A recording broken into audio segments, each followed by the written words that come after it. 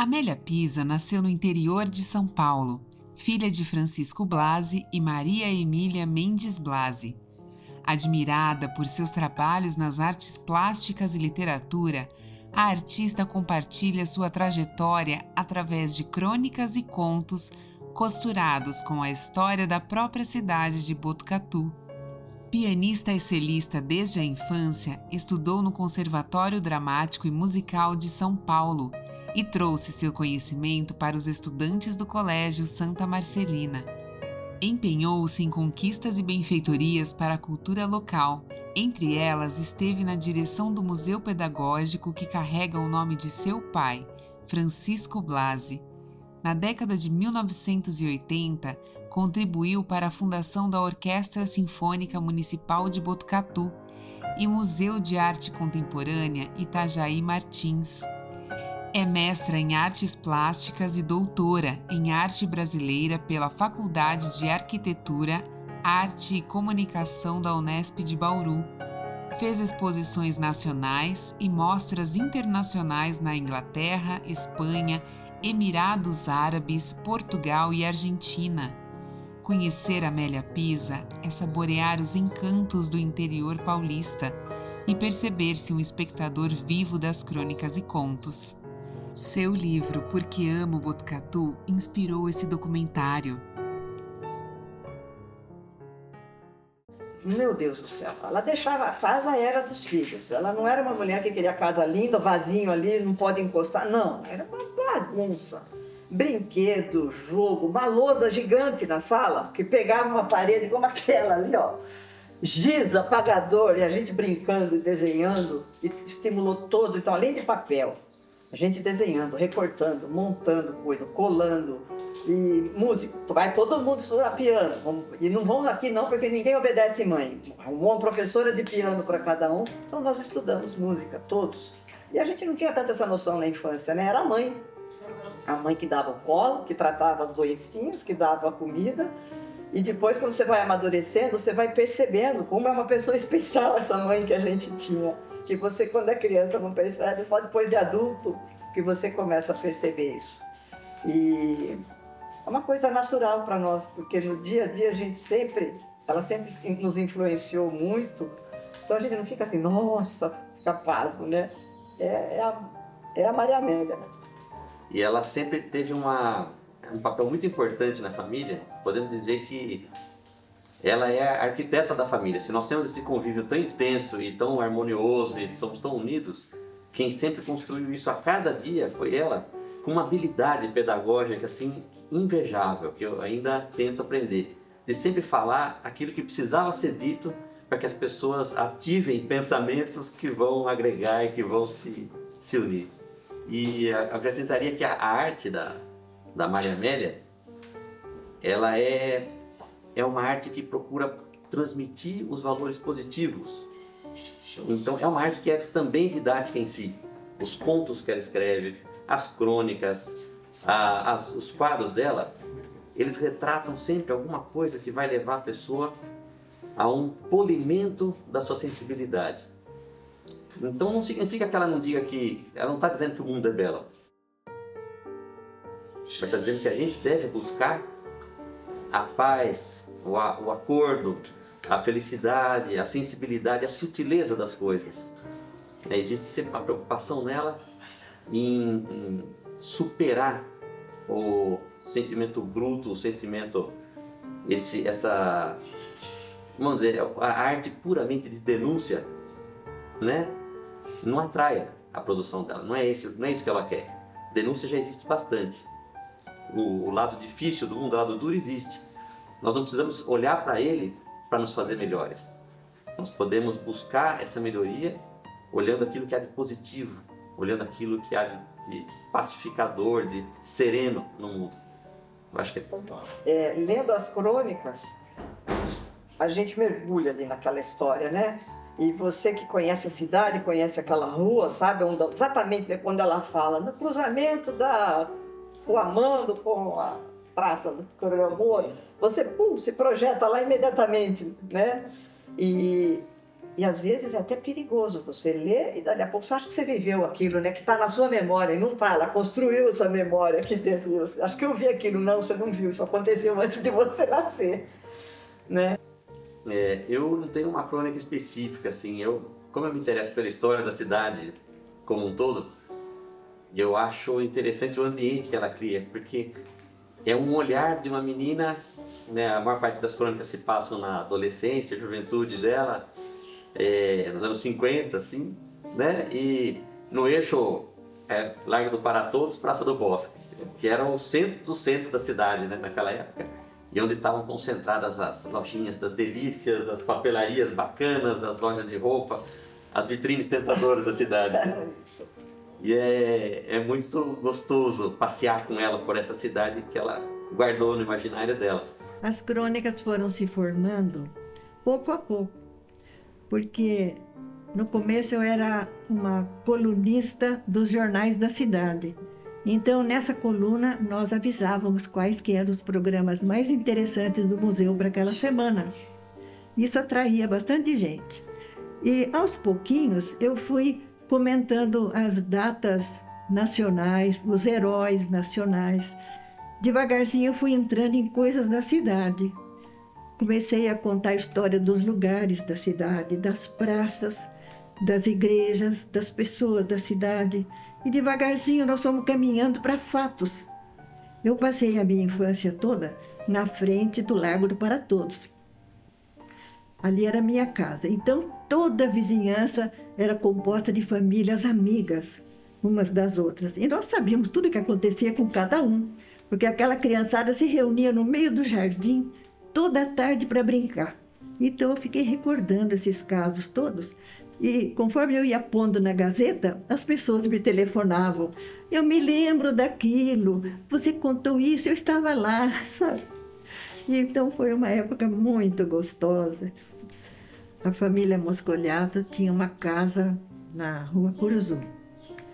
E lá então o seu Moscoliato tinha 2 filhos homens e 3 filhas mulheres.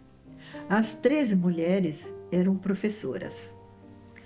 E nenhuma delas se casou, mas os 2 filhos homens se casaram. E ele reunia os amigos lá e muitos tocavam outros instrumentos musicais, então formaram um conjunto de câmara. O conjunto de câmara tem violoncelo, tem viola, violino, às vezes tem flauta. Eram esses que se reuniam na casa do seu Moscoliato. E o seu Moscoliato era um grande músico. Além dele tocar flauta divinamente, que era o ponto mais forte dele, ele também tocava o violoncelo.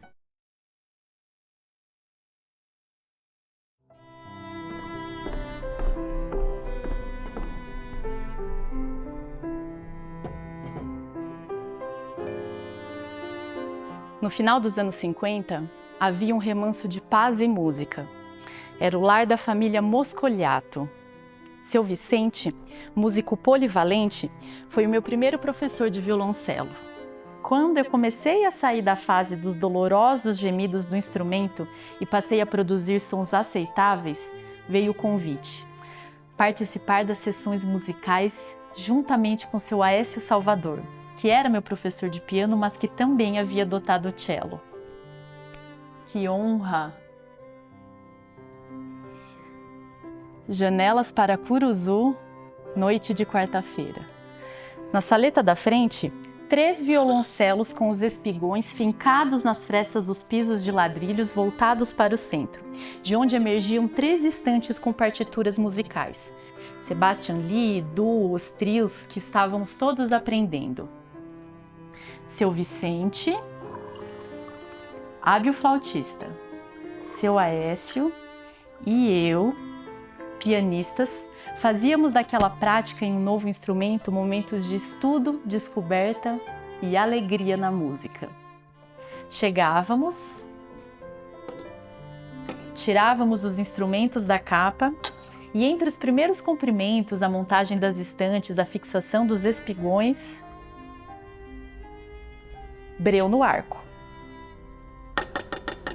Diapasão batido no osso do dedo, vibrando Depois, sobre o tampo do cello, seu Vicente comandava. Sentíamos o lá, silêncio, um de cada vez, acerta o seu instrumento. E vamos que vamos, afina daqui, afina dali, prontos? Atenção, arcos na posição, seu Aécio olha para seu Vicente Moscoliato, eu olho também, e quando ele assente de leve com a cabeça, iniciamos a viagem pelo trecho musical.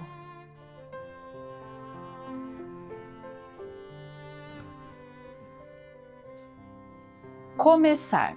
1, 2, 3, 4. Logo os primeiros sons puxam os outros como fios musicais, que se juntam, se separam, criam surpreendentes acordes. Um cello dá passos largos, enquanto o outro corre pelas colcheias. Cada um ocupa o seu lugar nas plataformas dos registros agudo, médio, grave. Mas as melodias são brincalhonas. De repente, uma delas mergulha por debaixo das demais, enquanto a grave deve emergir e permanecer sonora e cantante por cima. É a vez da terceira, que se alterna com as demais. A música parece ir bem, hein? Está bonito de ouvir. Nossa esperança é de chegarmos inteiros até o fim. De repente, um estranhamento. Algo não vai bem. Vocês terminaram e para mim ainda sobraram 2 notas. E vem o seu Vicente com uma brincadeira. Ah, eu como torta. O que sobrou a gente corta, hã? Dona Aida vinha da sala de jantar com um cafezinho, já que havíamos parado um pouco. Lá estavam conversando alguns amigos, baixinho, para não incomodar. Aproveitando o intervalo, seu Vicente contava um causo de fundo musical, quase sempre envolvendo pessoas conhecidas de todos nós, como o Maranhão, o Progresso Garcia, entre outros. Terminado o cafezinho, vamos tocar mais uma? Que tal La Gavotte Stefani? Da capo, hein? Senza repetizione, diz o seu Aécio. Nós se encontramos alla fermata, brinca o seu Vicente. Quem chega primeiro, espera os companheiros. Vamos tocar para eles a canção triste. Bem lembrado. Essa é linda. Retoques no arco. Dá-lhe breu.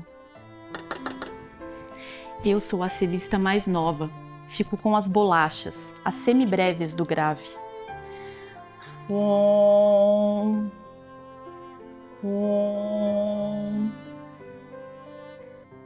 A canção triste de Tchaikovsky é bem russa. Sons pausados, lentos, como a declamação de um poema triste. O silêncio dos ouvintes reforça as pausas. Só os sons da rua, tranquila essa hora da noite, vem numa onda, como a brisa fresca. E a melodia sobe e desce, descreve um floreio. Piano, mais piano ainda, pianíssimo. Sumiu, acabou. Bravo! Todos gostam e aplaudem.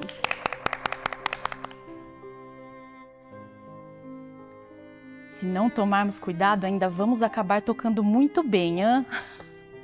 É finito, seu Vicente, professor Aécio, senza repetizione, hein? Nós se encontramos alla fermata.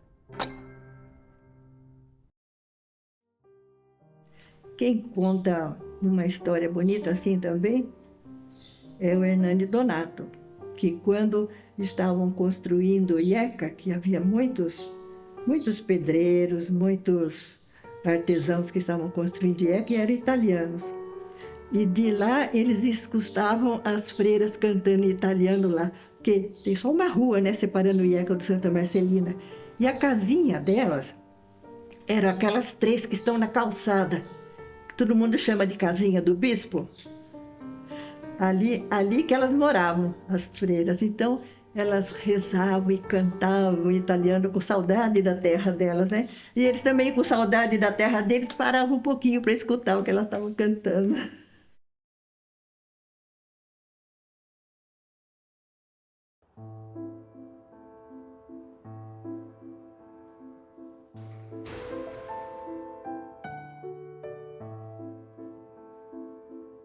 Embora eu adorasse o Colégio das Marcelinas, o fato de minha mãe ser professora na escola normal e estar sempre falando das coisas de lá me atraía cada vez mais a ideia de me transferir. Mas esse namoro começou aos poucos. Eu ia lá muitas vezes à tarde para examinar os livros da biblioteca que a dona Marta tinha gentileza de mostrar. Chegamos a ficar tão amigas que certa vez, ela, que era poeta, me deu de presente um acróstico do meu nome, feito pelo dia do meu aniversário. E eu, em troca, pintei um quadro de menino lendo um livro que ela pendurou na biblioteca.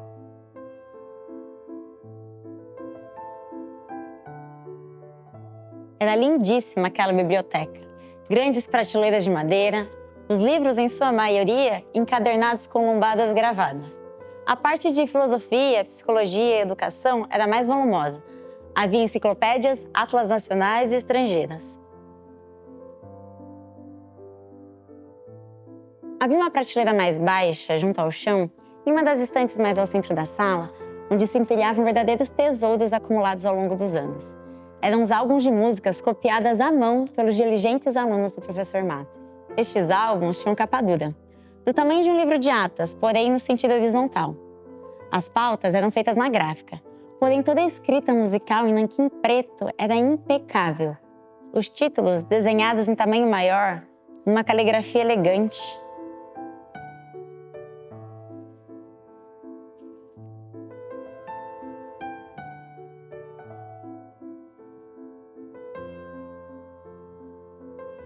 Alguns alunos da escola normal eram bons desenhistas e ilustravam a abertura dessas peças com desenhos coloridos a lápis de cor ou aguadas no próprio nanquim.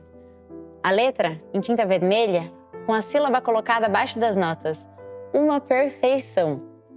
Haviam muitos desses álbuns. Alguns com capa de couro ou pano bordado. Verdadeiras relíquias feitas com muito capricho e amor. As músicas destinavam-se à infância e à juventude, e era um repertório do futuro professor primário. A escola normal era amada, respeitada e venerada, e eu finalmente me matriculei lá em 1953, para completar os 2 anos finais de formação de professora primária. Foi um orgulho. Logo, assumi o acompanhamento dos ensaios do Orfeão, conduzidas pela professora S. Mas a alegria durou pouco. Com os estudos de piano ficando cada vez mais apertado para disputar a classificação no Conservatório de São Paulo, ele me dispensou dessa tarefa.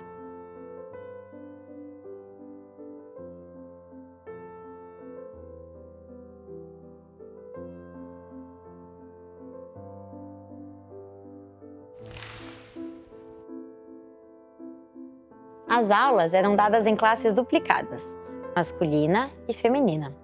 A ala dando para o Grupo Cardoso era das moças. A ala dando para a Rua Velho Cardoso, dos rapazes. No pátio, o diretor professor Adolfo Pinheiro Machado mandara pintar no chão uma faixa preta, dividindo o espaço do recreio em 2 metades, a masculina e a feminina. Essa risca sobre o piso atijolado do pátio logo foi chamada de Paralelo 38, por causa da divisão de Berlim. Começava na parede redonda do anfiteatro e terminava dividindo em 2 metades a cantina do Seu Biondo, junto ao muro da Rua Costa Leite. Assim, as moças não deviam se misturar aos rapazes nem na hora de comprar o lanche.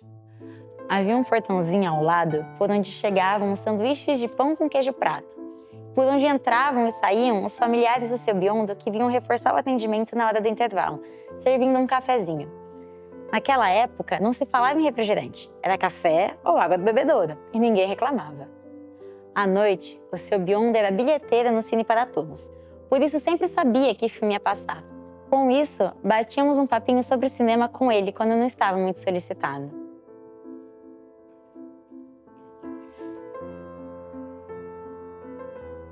E com um sonoro toque de sineta, terminava o intervalo e formávamos filas duplas para entrar no prédio e subir as escadas. No fundo da minha ala, as 3 classes femininas se distribuíam em pré-normal, primeiro e segundo ano. No meio do corredor, a sala de toalete. e junto às escadas a sala de desenho, com carteiras especiais articuladas para se transformar em pranchetas. Ali, o curso normal ocupava as instalações no período da manhã e o curso científico no período da tarde, para fazer desenho geométrico ou técnico. Havia um dia da semana em que a sala ficava livre à tarde. Então, o professor Antônio Moura Barbosa dava aulas de pintura a óleo para os interessados, sem receber nada por isso, só mesmo o gosto de ensinar essa arte. Belos tempos. Por isso e por muito mais, os ex-alunos se lembram dela como meiga escola.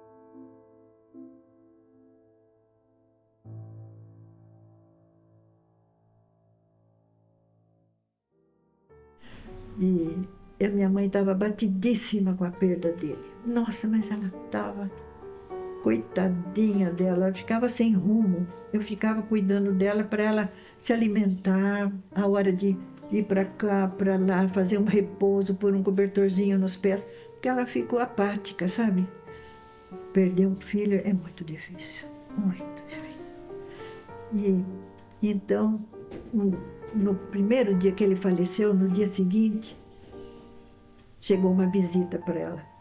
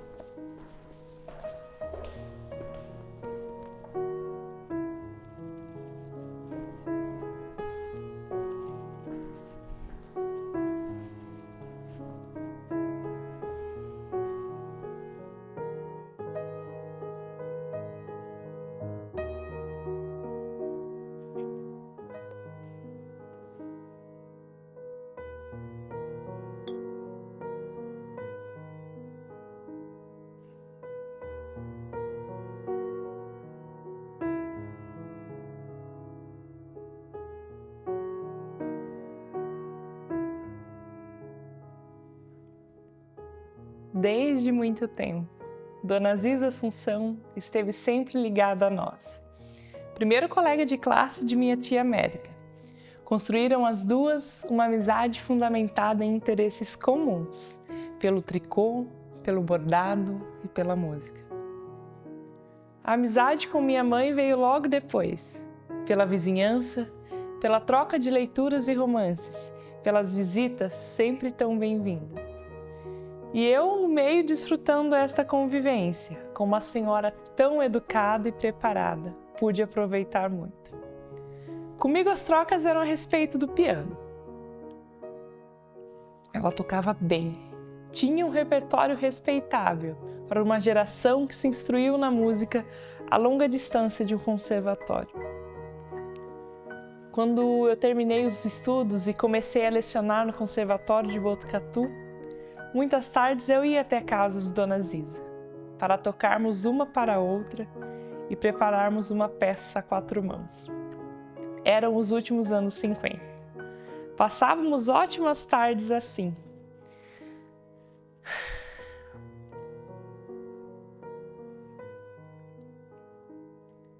Mais tarde, quando eu me casei e instalei minha casinha pequena à distância dela, ainda continuavam nossas tardes musicais.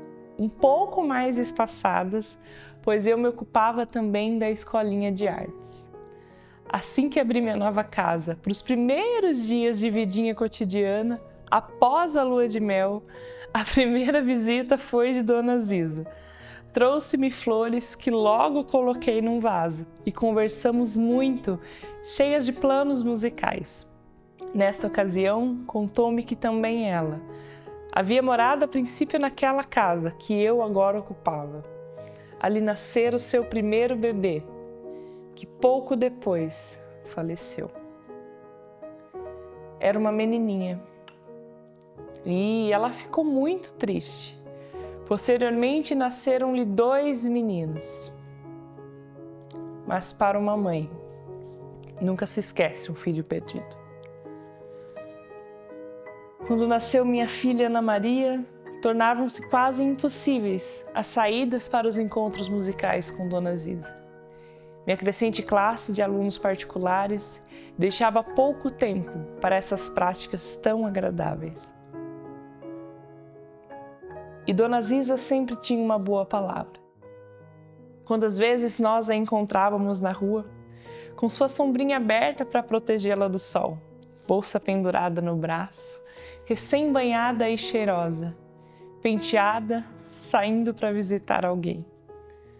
É só quando nós somos o alvo de uma tal visita que avaliamos o bem que nos faz.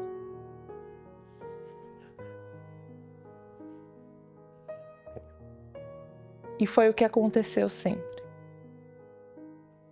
Como no dia em que Dona Ziza veio à casa de minha mãe, quando meu irmão morreu.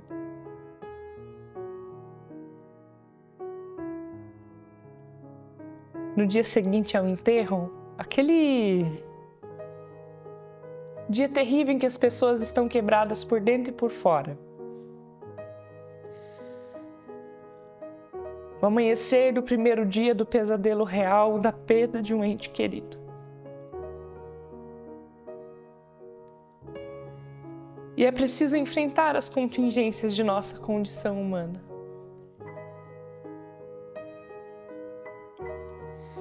Nesse dia, Dona Ziza chegou à casa de minha mãe. Trazia um queijo fresco e um livro chamado Mananciais do Deserto. Conversou muito com minha combalida mãe, dizendo que era necessário alimentar o corpo e o espírito para se fortalecer e enfrentar este terrível desafio que só com muita fé se consegue suportar. Penso que este foi o episódio mais forte de caridade cristã que conheci. A presença amiga, a sugestão da condição humana, a condição de cristão que ora e medita em meio à sua dor. Se já gostávamos e admirávamos tanto Dona Ziza, a propriedade de seu gesto de delicadeza tão profunda fez-nos gostar e admirá-la ainda mais. Porque diante da morte e seu imenso sofrimento, as pessoas se retraem. Por medo, acanhamento. Imaginam que aquele que sofre quer distância, recolhimento, isolamento. Em parte, sim, mas só o amigo é capaz de impedir que ele mergulhe numa tristeza sem fim, desamparado do conforto da palavra e da presença. Por isso, às vezes, um abraço silencioso é de valor maior que 1000 palavras. Um ouvido compreensivo para as queixas e lamentos é um tesouro, se está acompanhado de um coração sensível e amoroso.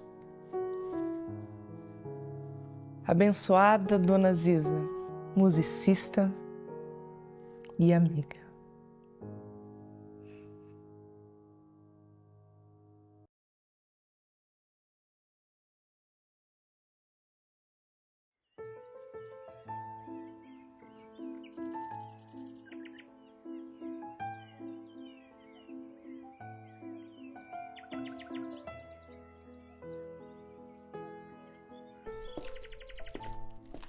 Aos domingos ou tardes de sábado, um dos passeios que as crianças mais apreciavam era visitar a estação de trem. Andávamos pela plataforma de embarque, observando os trens que chegavam ou saíam. Vendo os amigos que chegavam de longe ou partiam.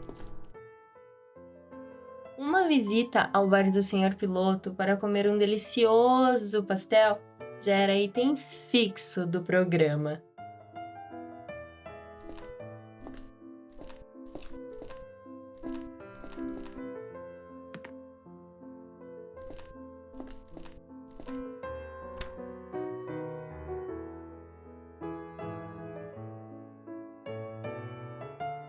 Bom dia.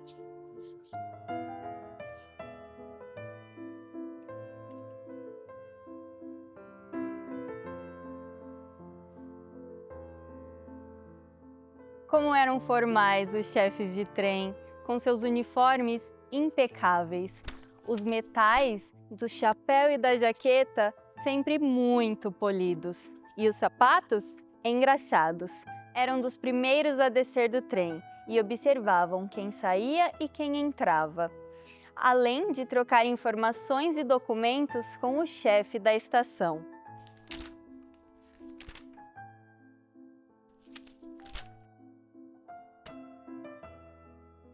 Pelas janelas dos carros-restaurantes, víamos as mesas postas com flores dentro de vasinhos e os funcionários uniformizados servindo os alimentos em bandejas. Nas plataformas, carregadores também uniformizados apresentavam-se para receber as bagagens dos que desciam ou acomodavam no trem as malas pesadas daqueles que partiam. E como eram pesadas aquelas malas! Nossa! As mais caras eram feitas de couro repuxado e protegidas nas cantoneiras por peças de metal. Mesmo vazias, pareciam conter chumbo. As malas mais práticas eram feitas de papelão com estrutura de madeira. Quando elas pertenciam a estudantes que carregavam livros dentro delas, os carregadores até gemiam. A bilheteria para a venda de passagens era um guichê muito bonito, envidraçado e com portinhola. Os acompanhantes dos viajantes às vezes precisavam retirar uma senha para passar na catraca de acesso à plataforma de embarque. Um longo toque de campainha avisava a saída iminente do trem. E quem estava dentro dos carros, acompanhando ou ajudando alguém a acomodar-se, precisava descer imediatamente. Após o segundo toque, o trem punha-se em movimento. Poucos minutos depois, a plataforma se esvaziava, as pessoas iam para casa e a estação recaía no silêncio próprio dos intervalos entre as composições. Isso acontecia dia e noite, no ritmo das ondas de vida e barulho trazidas pelos trens. E as composições se sucedendo em ambas as direções, ora trens de passageiros, ora trens de carga, como grandes caixas fechadas com ferrolhos, até carros em forma de gaiola, com cabeças de gado, embarques de madeira, graneleiros, vagões-tanques para líquidos e muitos outros.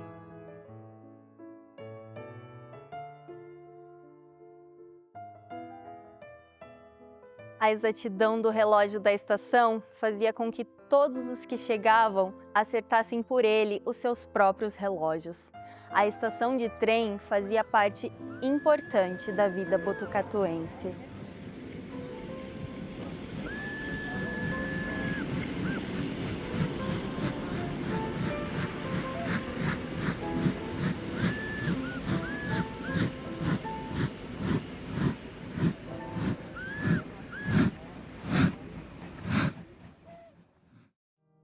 A ideia do Hesperia é que fosse um clube só italiano, porque Hesperia é um nome de uma cantora italiana célebre.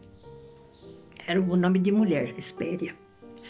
E depois, com o tempo, aquele clube foi se desgastando e chegou a virar uma pista de patim. A criançada ia patinar lá, porque era tudo assoalhado e tinha como se fossem uns camarotes assim ao redor da pista. Então, as mães levavam as crianças, ou iam os casaizinhos de namorados para patinar lá, tarde de sábado e de domingo. E quando chegava carnaval, era o baile de carnaval lá dentro, com fantasia e tudo. Nesses daí eu cheguei a ver alguns bailes.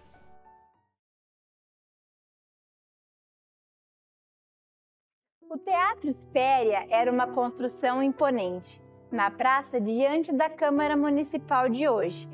Era muito parecido com a fachada do Teatro Scala de Milão, embora apresentasse uma sacada no andar superior. Possuía suportes de ferro para hastear bandeiras e nos dias de festa hasteavam bandeiras do Brasil e da Itália. O prédio de alvenaria era quase só a fachada, seguindo-se atrás um salão amplo, construído em taipa. Ali realizavam-se bailes, jantares festivos, reuniões sociais e políticas. Lembro-me especialmente de um baile à fantasia de uma matinê de carnaval, em que as moças que receberam os prêmios pelas mais lindas fantasias eram a Fioquinha Delmanto, vestida de cigana, e a Vilma, de húngara.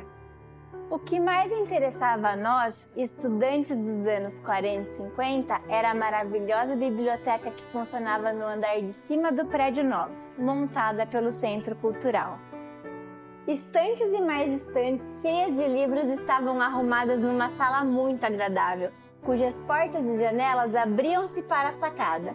Ficava um grande espaço livre e sobre as largas tábuas enviesadas do assoalho estavam dispostos sofás, poltronas e algumas mesinhas para jogos.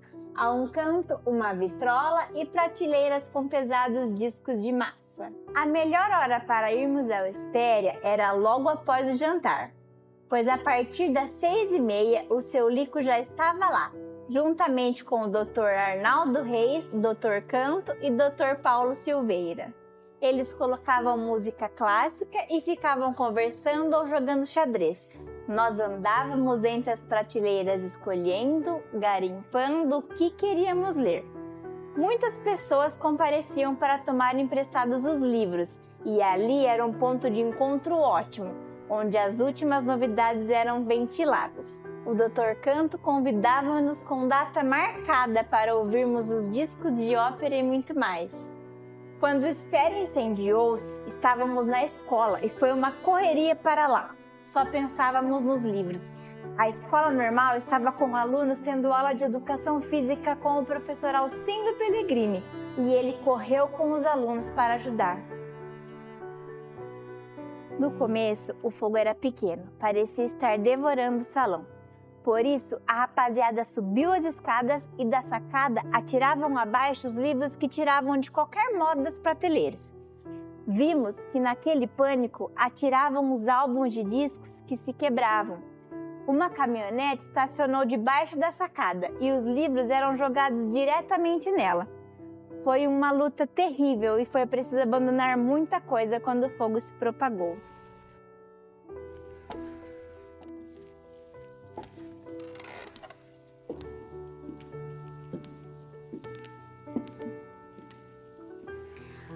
Meses depois, transferida a biblioteca do Centro Cultural para a antiga escola presbiteriana, na esquina da rua Velho Cardoso com João Passo, os nossos amigos voltaram a se empenhar na restauração possível dos volumes. Havia ainda muita coisa chamuscada, que ficou assim por muito tempo. Abria-se um livro e ele guardava ainda o cheiro da fumaça.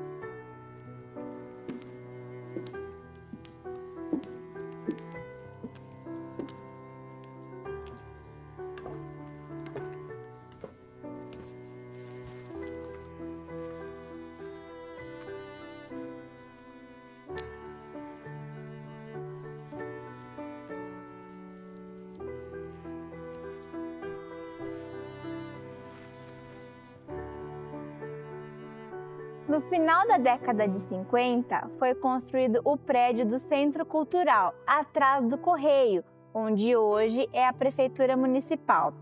E a biblioteca teve um progresso sensível. Até hoje existe um acervo precioso lá, com material literário e histórico de valor para pesquisar a história da região.